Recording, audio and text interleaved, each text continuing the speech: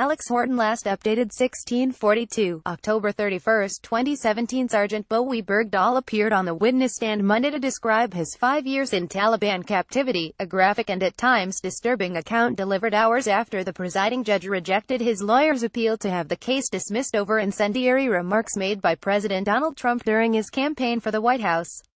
"It was never my intention for anyone to be hurt," said Bergdahl, 31, while reading from prepared remarks. He apologized for the horrible mistake of abandoning his post in Afghanistan and endangering other U.S. troops tasked with finding him after his disappearance in 2009. "They suffered," he said, "because of my bad choices." Bergdahl has pleaded guilty to desertion and misbehavior before the enemy. He faces life in prison.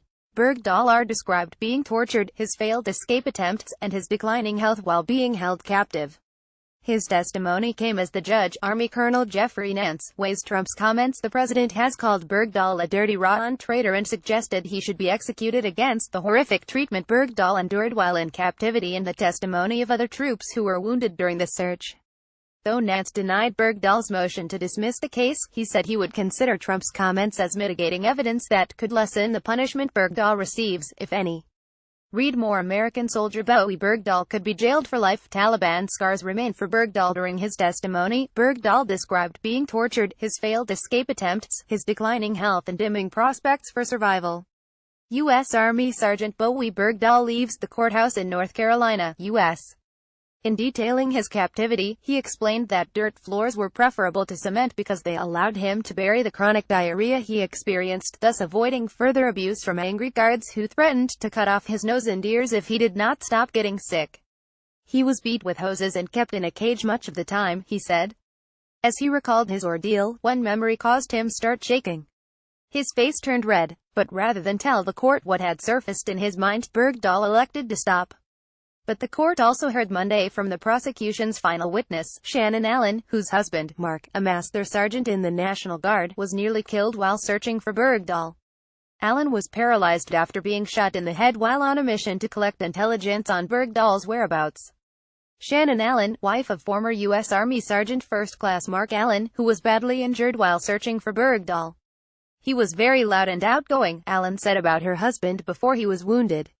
"Areas of his brain that affect memory and motor skills were removed in surgery," she said, "and he can no longer speak, walk or care for himself.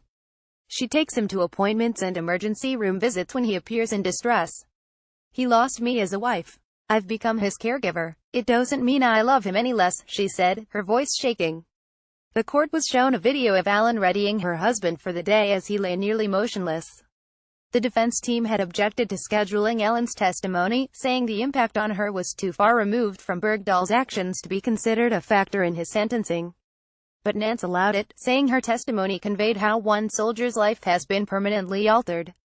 Bergdahl watched the video, and he, too, offered how his actions in 2009 have bled into the present, where flashbacks and hypervigilance, he said, grip him day and night. He works an administration job at Fort Sam Houston in San Antonio near a building where animals are kept. Among the peacocks and ducks is at least one rooster, Bergdahl said, whose call every morning is haunting. His captors forced him to watch execution videos. In one, Bergdahl said, "There's an eerie silence before a month's beheading. And then," he recalled, "you can hear the rooster crowing." The Washington Post.